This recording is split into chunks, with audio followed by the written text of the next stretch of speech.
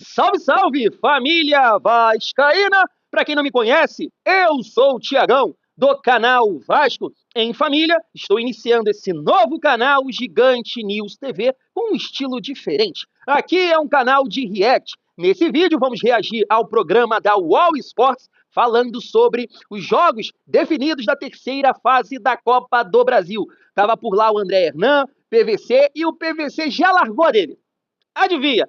Se tiver que apostar em uma zebra, vai ser nesse confronto aqui. Olha só, a gente vai debater, vai resenhar aqui. E o outro corte é do programa Seleção Sport TV. Tava por lá o Rizek, Rodrigo Coutinho, Grafite, Eric Faria, falando do momento do Vasco, esse momento de pressão aí que o Carille tá vivendo, por que poupou no Brasileiro, tá priorizando a Copa Sul-Americana, Carille que vira e mexe, fica aí falando da torcida vascaína, debateram isso lá também, então esse vídeo tá show de bola. Mas antes, se inscreve no canal, deixa o like e ativa o sininho para não perder os próximos vídeos. Vamos juntos? Tá na tela. Como eu falei, jogos de ida na semana do dia 30 de abril e a volta dia 21 de maio. Daqui a pouco a gente vai ter o sorteio dos mandos, então. E se der empate aí no tempo total, decisão por pênaltis. Temos os confrontos, hein? Quer que repita aqui? Passo para vocês? Não. Não? Não, já deu.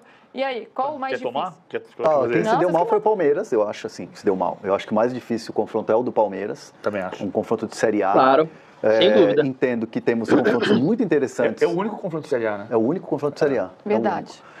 Temos confrontos interessantes, tipo Santos e CSA. Acho que São Paulo e Náutico também é um confronto interessante, porque o Náutico é um time que está melhorando. O Náutico teve quase ali no fundo do poço, né? Como Santa Cruz, enfim. Agora a gente está tendo o ressurgimento dos times do Recife, né? Os times estão melhorando, estão se estruturando. Isso é muito legal de ver e o Náutico vem nessa pegada, né? O Náutico é um time muito tradicional. O Náutico é um time espetacular, tem estádio, tem torcida, é muito bacana. Então, assim, vai ser um confronto também difícil, vai ser um confronto interessante. Aí eu acho que os times do Rio estão mais tranquilos, né?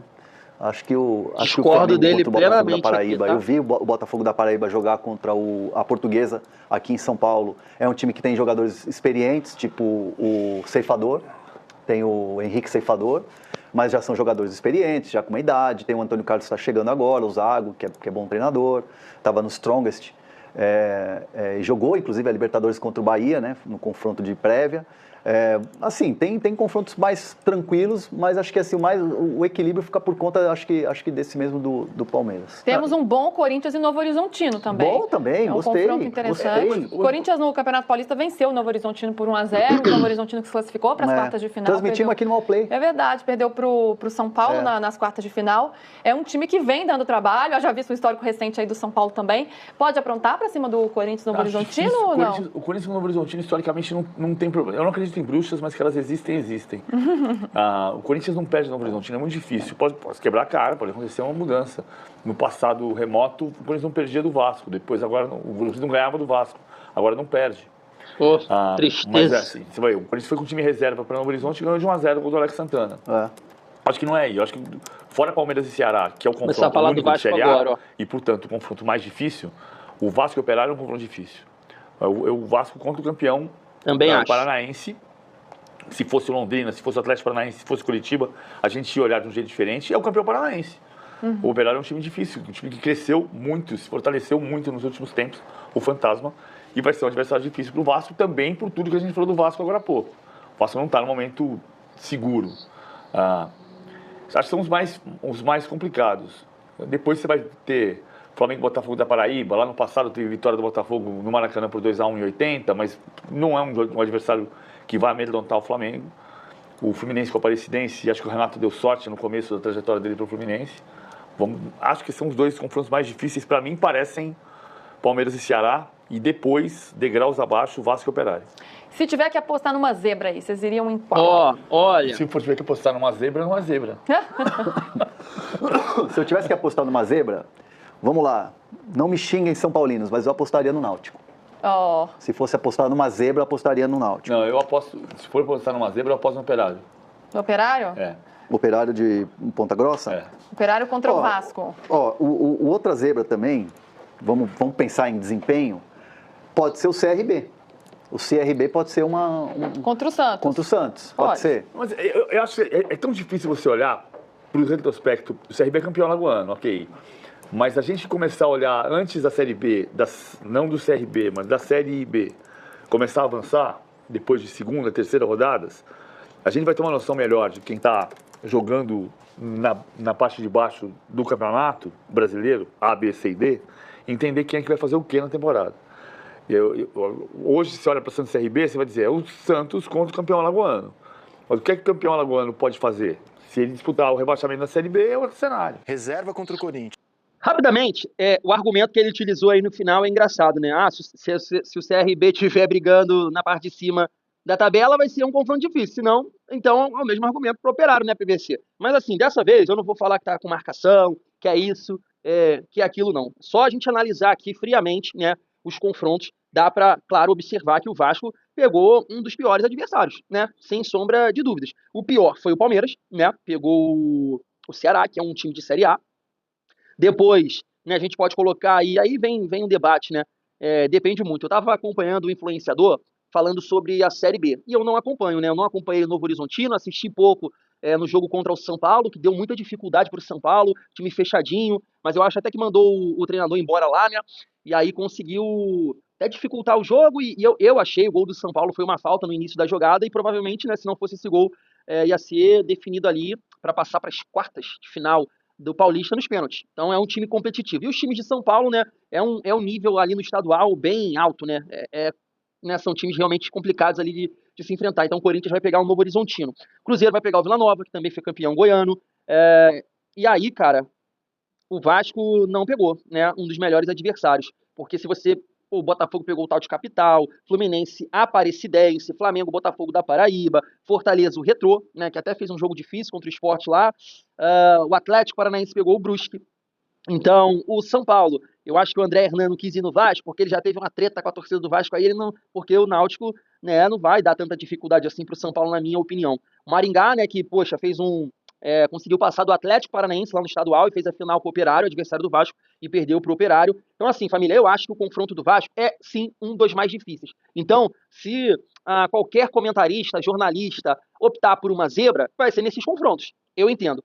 Vasco, Corinthians, Cruzeiro e Palmeiras, né? Tô esquecendo de nenhum não, né? Porque o Vasco vai enfrentar o Operário, é um time de Série B, o Corinthians da mesma forma, Cruzeiro da mesma forma, e o Palmeiras vai enfrentar um adversário de Série A. Então não acho marcação, o Vasco tem que chegar aí nesse confronto, como ela falou aí, né, a jornalista, o primeiro jogo deve ser no dia 30 de abril, então a gente espera que o Vasco possa chegar ali com um outro nível de atuação, né? Porque ontem ganhamos, não sofremos tanto assim, mas, cara, o Puerto Cabello não é parâmetro, é um time muito ruim, muito ruim. Então, assim, essa zebra aí do PVC vai cair por terra, o Vasco vai passar, mas dessa vez eu não vou falar que é marcação, isso é aquilo. Se tiver que apostar, com certeza é um desses confrontos aqui, incluindo do Vasco, porque o Operário né, campeão estadual, e me parece que estão colocando aí o Operário como um time que tem condições de conquistar o acesso esse ano.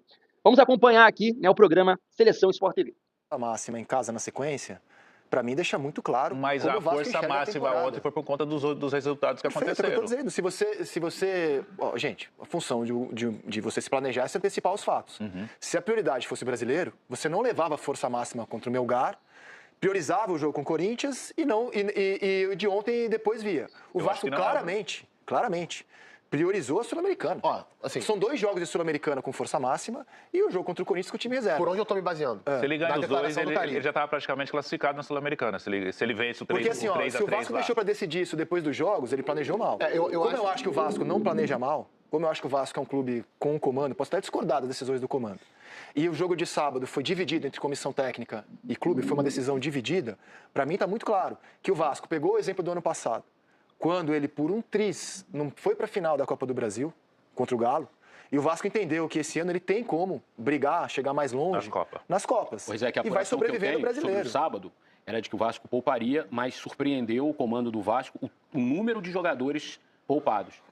Que havia um entendimento de que o Vasco poupasse contra o Corinthians. Mas o entendimento era coletivo que pouparia. Mas claro, isso é claro. Mas aí isso assustou. Não foi uma decisão só do Carille. Isso assustou. No máximo 4 que você poupa, porque você coloca 4. Não, eu não estou elogiando ou criticando, estou dizendo que para mim, a minha leitura do cenário está muito clara. Mas sabe qual... O Vasco entendeu que a Sul-Americana e é um torneio que ele pode chegar longe. E ele não vai medir esforços para chegar longe. E o Campeonato Brasileiro, o Vasco entende, por mais que o Pedrinho diga que tem um dos 8 melhores elencos do Brasil, não tem. O Vasco entende que no Brasileiro não vai chegar longe. É um campeonato de permanência na Série A. O objetivo é fazer um campeonato seguro. Então é assim que eu leio as prioridades do Vasco na temporada. Mas não tem como. Por aquilo que eu estou vendo. Assim também. Eu acho que a prioridade do Vasco, ele não vai abrir mão do Brasileiro, ele não vai brigar pelo título. Mas nem por vaga na Libertadores. Aí depende do que vai acontecer no segundo semestre nos jogos da volta do Campeonato Brasileiro. O elenco ruim, ele não tem um elenco ruim. Eu acho que entre os 10 melhores elencos, ele pode estar dentro disso. Eu não vejo. Eu vejo entre os 10 mais limitados. Agora, o resultado de sábado, a repercussão do resultado de sábado e o empate da semana passada fez com que ontem era o jogo da vida. Porque se o Vasco, eu penso que o planejamento foi qual? Saiu nesse clima, né? Vamos ganhar os 2 primeiros jogos da Sul-Americana, enquanto o Corinthians vão botar a reserva, talvez a gente empata ou perca por 1-0, perde por 1-0, o 2-1 acontece. Só que aí com 2 vitórias na Sul-Americana, ele praticamente encaminha e pode focar um pouco mais no Brasileiro. Agora sim.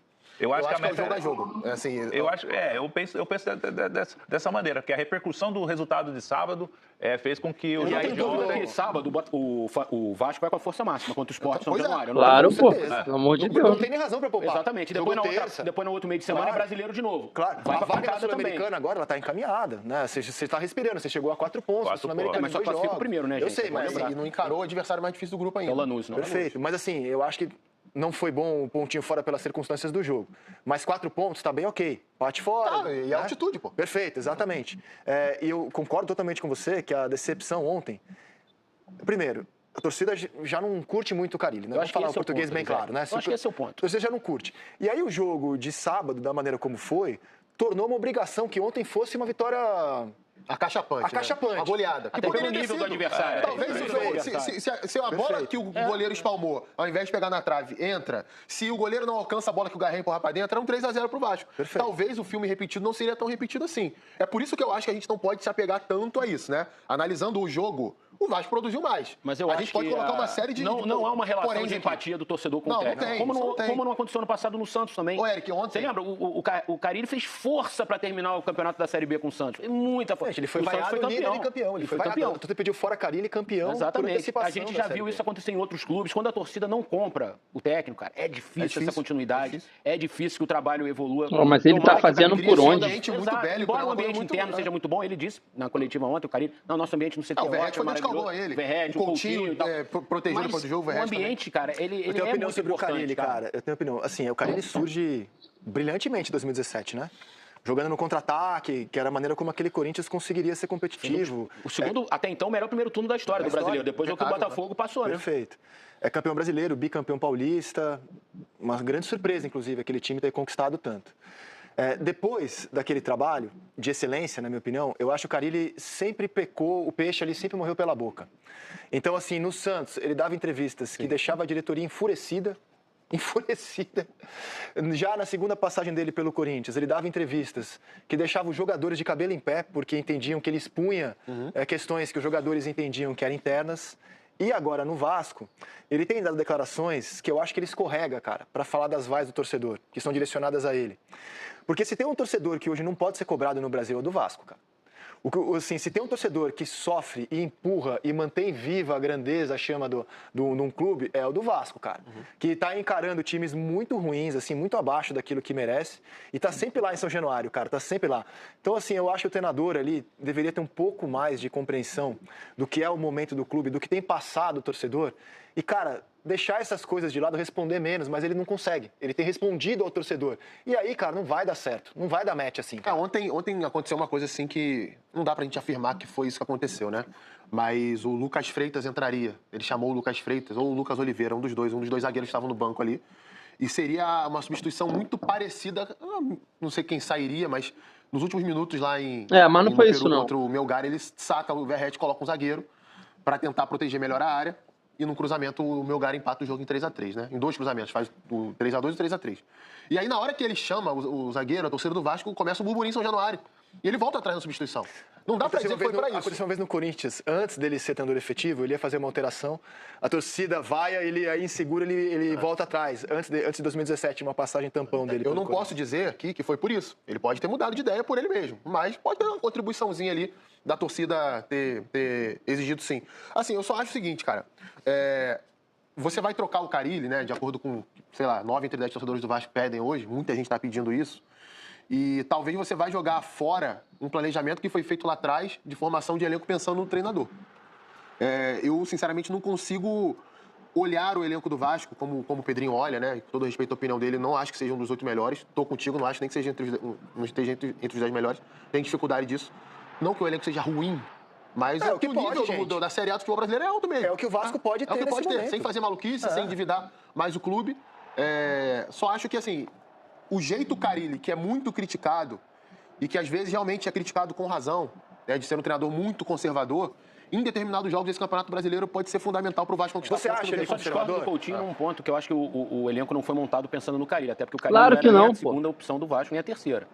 O Vasco mas você não acha que o uruguaio, que era do Cruzeiro, esqueci o nome agora. Pesolano. Depois conversou com o Pedro Caixinha, depois conversou com o Renato. Perfeito. E aí nenhum desses três acertou, por motivos diferentes. E nenhum desses tem a ver com o Carille. Exato. Então, assim, o elenco do Vasco foi o elenco que o Vasco pôde montar, independentemente do técnico que viesse. Ia ser esse elenco com Caixinha, ia ser esse elenco com Pesolano. Mas eu acho que depois chegaram alguns jogadores... Ela é crucial para entender Mas todos esses treinadores perguntaram. Quando você quer trazer um treinador desses quilates que você trouxe aí, esses nomes, o treinador vai perguntar, mas eu vou querer um elenco assim. Você tem condições de me dar um elenco assim? Eu jogo assim. O Renato foi assim. Eu quero um elenco assim para me jogar assim.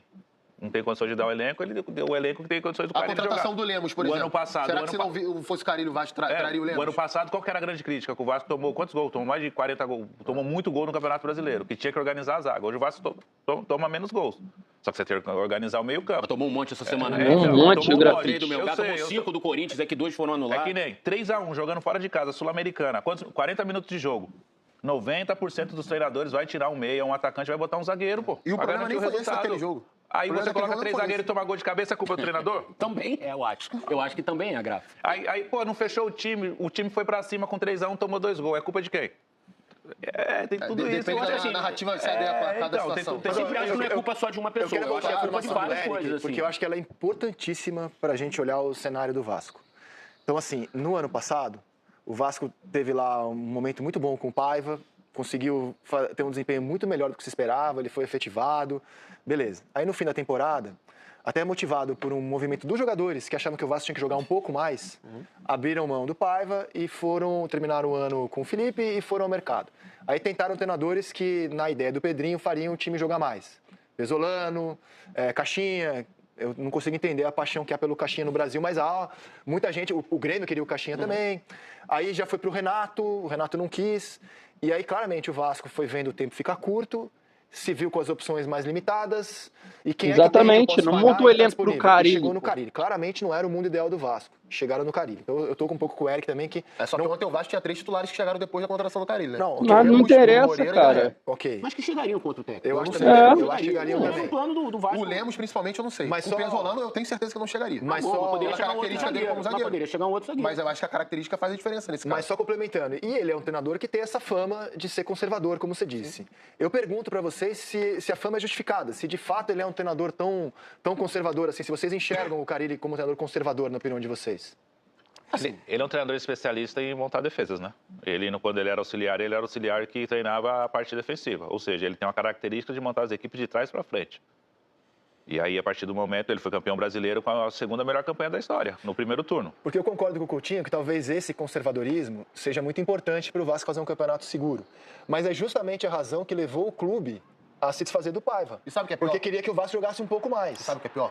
Hoje não dá pra dizer que o Vasco tem um sistema defensivo sólido. Exatamente. Não dá pra dizer. Como eu... Tá aí, chega aqui ao fim o programa Seleção Sport TV, esse corte que a gente separou. E o gancho final ali do Rodrigo Coutinho é exatamente isso. O Vasco não tem um sistema defensivo sólido.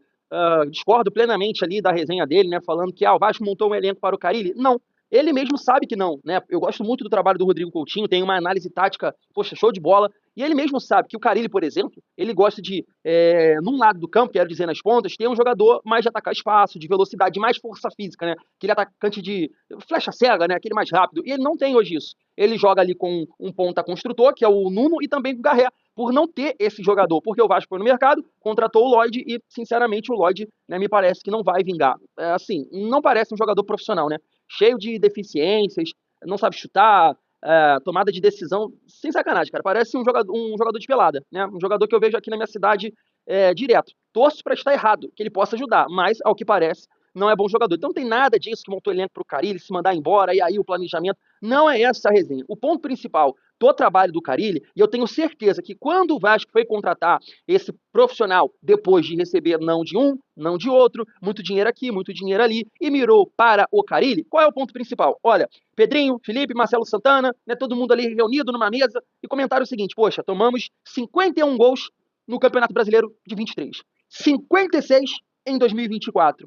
O Carille está livre no mercado, não custa tanto, não é tanto papel colorido, vamos no Carille. Porque pelo menos a gente espera um time organizado defensivamente e nessa lógica, nessa teoria, é o que eles falaram. Faz um campeonato brasileiro seguro, com esse estilo de jogo, de ter um time que toma poucos gols. Você consegue sonhar nas Copas, né? Porque é fundamental levar poucos gols nesse tipo de competição. Só que isso não acontece. Eu acho que tomou 3 do Melgar, tomou 3 do Corinthians, poderia ter sido 5, já tomou um gol do Santos, no amistoso com o time titular, tomou 2 do Maricá, tomou 1 do Boa Vista, o Vasco teve, me parece, 5 confrontos a nível de Série A, tomou 11 gols, 11 gols. Então, peraí, o que justifica a permanência do Fábio Carille no Vasco hoje? Nada, nada. Se defensivamente, que ele é bom, ele não consegue organizar, nada justifica a permanência do Fábio Carille. Ainda tem essa, né, de colocar na conta da torcida um determinado momento da partida, que o time tá mal. Ah, pelo amor de Deus, né, cara? Pelo amor de Deus. Eu acho que é muito mais uma questão sua, né? Porque o Paiva era muito cobrado. O Paiva era muito cobrado nesse sentido, e a torcida também pegou no pé. O Paiva também entrou em atrito com a torcida. Então, assim, todo trabalho ruim, o Vasco passa a não jogar bola, é na conta da torcida? É porque a torcida tá pressionando? Não, peraí. E você não tem a desculpa que ele, né, deu ano passado, porque você tem muito mais opções hoje. Seu setor de meio campo tem mais jogadores que ele não tinha no ano passado. Na frente você tem o Nuno, você tem o Garré. Na reta final ali do Campeonato Brasileiro, Copa do Brasil, Paiva teve que improvisar Pumita, improvisar Leandrinho, né? Emerson Rodrigues era titular. Olha a comparação, Nuno Moreira hoje jogando pro lado esquerdo e Emerson Rodrigues. Faça-me o favor, né, Carille? O time do Vasco tem condições de jogar mais. Só que hoje o Vasco não está entregando. Vamos ver, né? Na minha visão, deveria demitir o mais rápido possível. Mas entendo que o Vasco vai, né, levar aí o Carille, pelo jeito, até se ele conseguir os resultados. Claro que o trabalho passa a ganhar mais confiança, de repente ganhar bem do esporte, a torcida já, pô, beleza, ajustou, porque é isso que o torcedor quer, a verdade é essa. Por mais que ele entre em atrito com a torcida quer isso, torce para um bom trabalho dele, torce para ele organizar esse Vasco, porque aí o torcedor vai estar feliz, pô, é simples assim. Mas o que o torcedor está reclamando é que ele tem um time que não é para brigar por títulos, não é um time que vai ser campeão, não é um time favorito a coisa nenhuma, mas é um time que dá para performar melhor. Esse é o ponto. Fui!